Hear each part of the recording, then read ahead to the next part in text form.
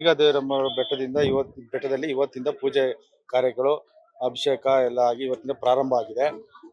ಹಲವು ಭಕ್ತಾದಿಗಳು ಮೋ ಮೋಪನ್ನು ಹರಕೆ ರೂಪದಲ್ಲಿ ತಂದು ಒಪ್ಪಿಸತಕ್ಕ ಪದ್ಧತಿ ಇದೆ.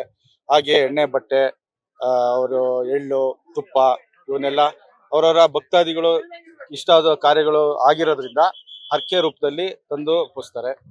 ಹಾಗಾಗಿ ಇನ್ನು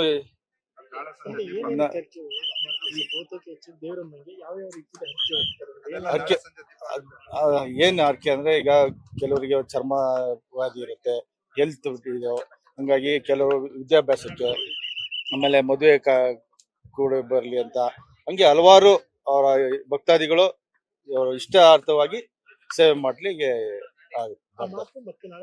ನಾಳೆ ಸೋಮವಾರ ಸಂಜೆ ಮೋಪು ಅದನ್ನ ಇಲ್ಲಿ ಮೂಲ ಗ್ರಾಮಸ್ಥರು ಒಂದು ಆಯ್ದ ಮನೆಗಳಿದೆ, ಅವ್ರ ನೇತೃತ್ವದಲ್ಲಿ ದೀಪೋತ್ಸವ ನಡೆಯುತ್ತೆ.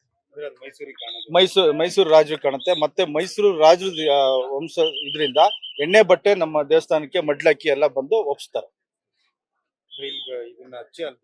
ಅಲ್ಲಿ ದೀಪ ಬೆಳಗೋದು ಪದ್ಧತಿ ಇದೆ.